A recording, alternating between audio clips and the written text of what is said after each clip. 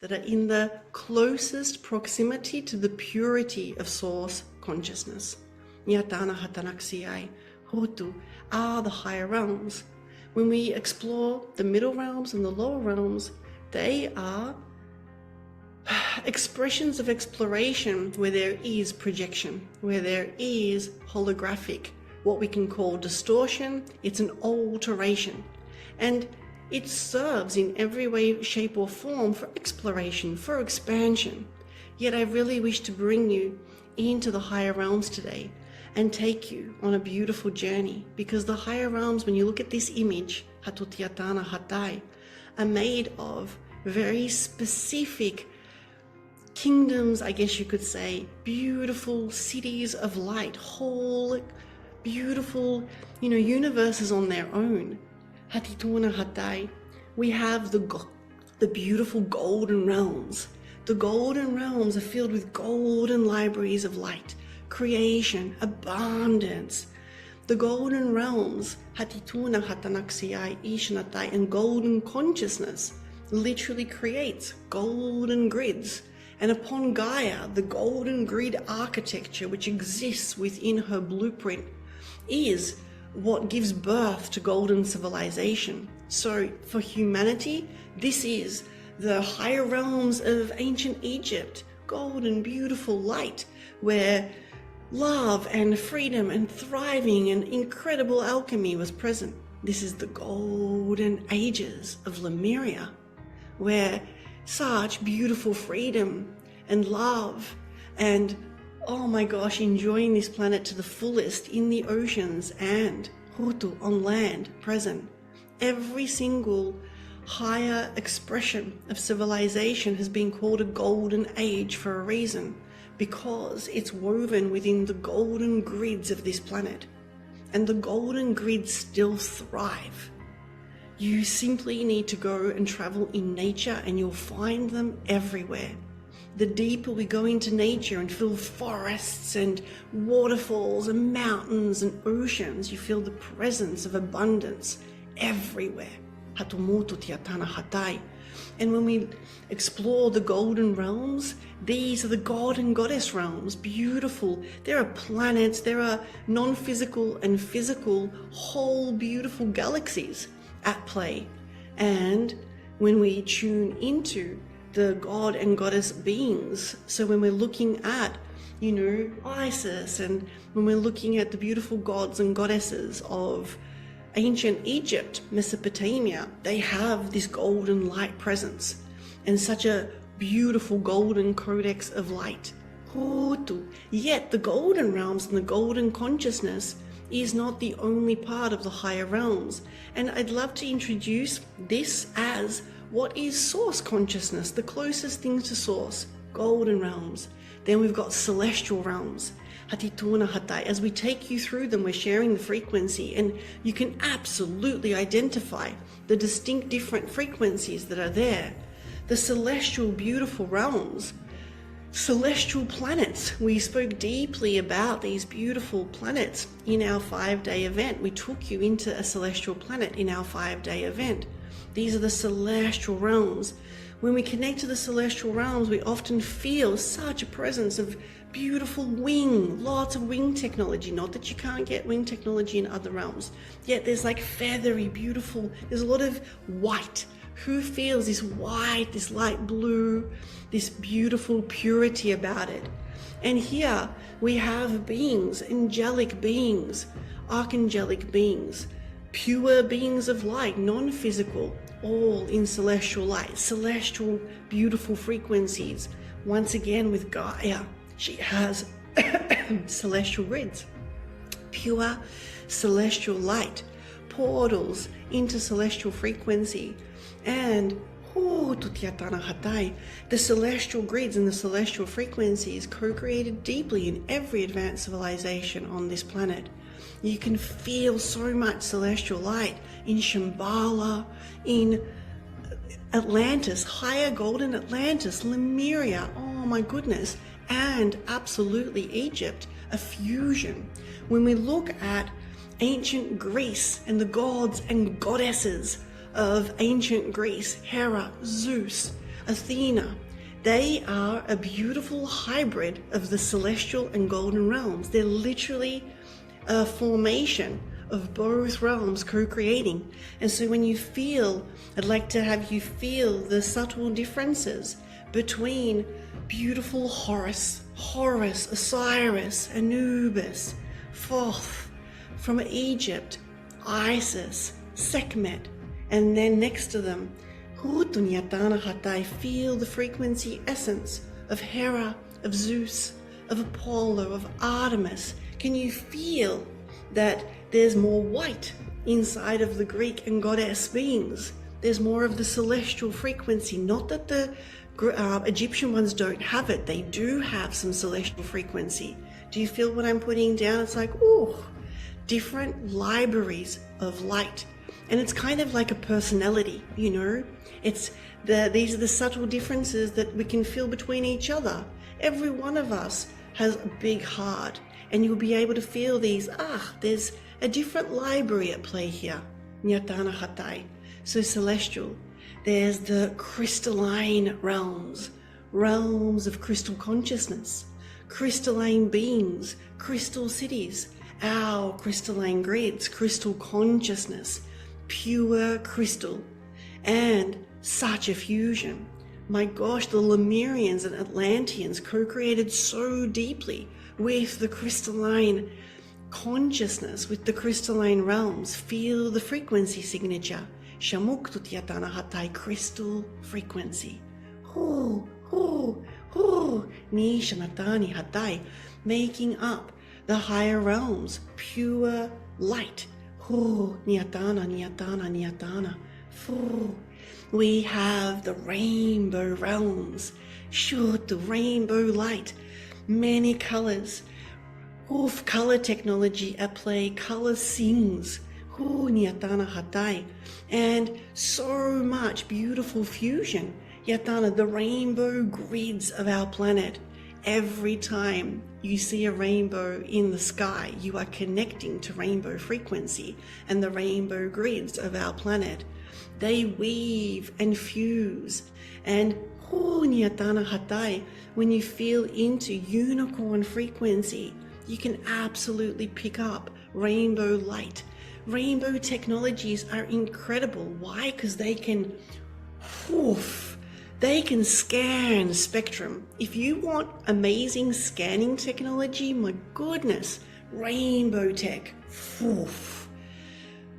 Wow balls. You know, as children, we're linked to rainbows as a kind of kid-like magic, you know, yet it is one of the most incredible thought forms. It can see so much, it can be so much, because it is many consciousness streams, all unity. It is unity consciousness in such a beautiful way. Can you feel what I'm putting down here? Nutyatana Hatai. There is play, there is unity, there is so much capacity to receive. Such depth can happen with rainbow consciousness and tech. And which means, you know how there are certain pieces to our ascension journey where it feels like an onion, it's like a layer upon layer, where we journey with a specific theme, layer upon layer upon layer. Rainbow consciousness can assist us to go and access 18 layers at once. And as easily as one, that is what's available if this is in your blueprint, if this is part of your lineage, and it's part of what you came to bring onto Gaia, and you'll know it when we take you on the journey. Ni shamatani hatai. The rainbow grids exist upon our planet. They are there. And if this is part of your blueprint, you've been coding within them. Hatituna hatai ishanata, planting seeds within them. Then we've got the diamond realms, pure diamond light. Beings made of diamond light. The very first conscious interaction I had with the diamond realms was in 2022, when I remembered and embodied my diamond dragon avatar.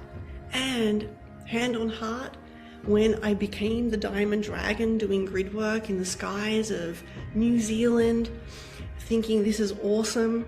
I didn't even link it at the time. I didn't have access to this knowledge at the time that I was co-creating with diamond realm consciousness, diamond light. Diamond light, diamond realms and rainbow realms in close proximity, just like the celestial and the golden have a lot of weaving amongst them. The diamond and the rainbow have a lot of weaving because a diamond can reflect rainbow technology. And so together, when you're co-creating with diamond codes, diamond consciousness, diamond technology, and rainbow technology, what's available is hold on to your galactic socks. Really, really, really powerful. And each time any one of us remembers more of this, we awaken more of the grids upon Gaia. More diamond grids awaken, more golden, more celestial. Can you feel it? And within the higher realms is solar, the solar realms. Where our beautiful central sun, the heart of source consciousness, resides. Solar beings, solar technologies, solar light, full life-giving light. And once again, you will feel a fusion where in the we're in Egypt, where we still access remnants, the gods and goddesses, the true, beautiful consciousness that was leading and supporting the ascension journey, co-created with solar. So when we feel into Ra consciousness is a solar golden consciousness with diamond codes, weaving together. And this is the predominant library of light, a being, a consciousness stream.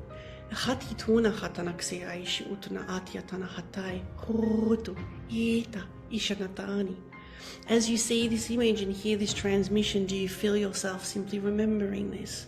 And it feels, of course, because every single simple truth will always feel really beautiful and easy to receive. And now we, at different time points, we have an intention, a mission upon Gaia, that we came to bring different seeds, different codes, different beautiful building blocks from the higher realms and embody them and anchor them onto the planet. Level 1 is unconscious anchoring, and this is where we are the carriers of codes, and simply by physically being here, beyond our mental field, beyond our conscious awareness, we weave within these grids. Then, of course, the fun part, where we ascend consciousness, where we take our mental field and we upgrade its capacity to understand what's going on. And we're actually consciously able to truly embody and become the walking library of light that we intended to anchor and fuse. And as we do this, we call back more of our own libraries within these realms. And depending on the blueprint nature, meaning depending on who you truly are as a soul, because guess what? When you were birthed, you came from the center, you came from source light, and a fusion of these frequencies formed you, formed me. And there's no right or wrong, and there's absolutely no better or worse. There simply is an intention, a source intention is birthed, and this is weaved, and our soul has infinite different incarnations and or expressions of itself. And at the blueprint level, this is what's within us. And our ascension is inviting us to remember to be this. And with each embodiment, we be more of this. And Oh, we have access to the full spectrum of higher realm, beautiful libraries of light. How, you might ask? One, through our own soul blueprint, meaning we have our own beautiful, it's like a fusion. It's like, 50% golden, 30% celestial, 20% diamond. Do you feel what I'm putting down? There's and there'll be little percentages of all the others. I probably ran out of my percentage when I did that, yet you understand where I'm going. That there's like a bigger chunk, a medium chunk, a smaller chunk, and, access points. Then we'll have family. Our families, our beautiful families, when we're birthed from source, you're going to go into families that reflect a very similar architecture. And by the way, yes, that could be into Arcturian. Like if we were to look at, Arcturian star seeds, people that have had lots of lifetimes, yes, you can be born into that architecture, that infrastructure, yet you'll find that when we look at Arcturian beautiful light they have, they're not exempt from this. They'll have their own blueprint as a civilization that then matches ours. And that's why a soul would have many, most of their lifetimes in any given place. Some of us have so much of this infrastructure and light, and Hutu, the intention our soul had, a source had for us, was truly one that was a lot more vast. And so we have experiences in many galaxies, in even other universes, that our resume is long, and we have big family. And to me, family is a family a soul is nurtured into. No different to how a baby comes into a family on earth. We come into families of light, and those families expand. Yet our extended family happens on our journeys. And our oversoul is interconnected with all of that, which means that at a channel level, at our higher channel level, we're able to call, of course, from our libraries, our chambers. From a soul level, this is like mine, from my soul self. Yet at the same time, with all of our friends and extended family, you may not have a huge percentage of rainbow, inside of your blueprint, yet you could have lots of friends that do. And isn't that beautiful that they can come and co-create? Because we were never meant to be a solo creator, or we're not here on a solo mission.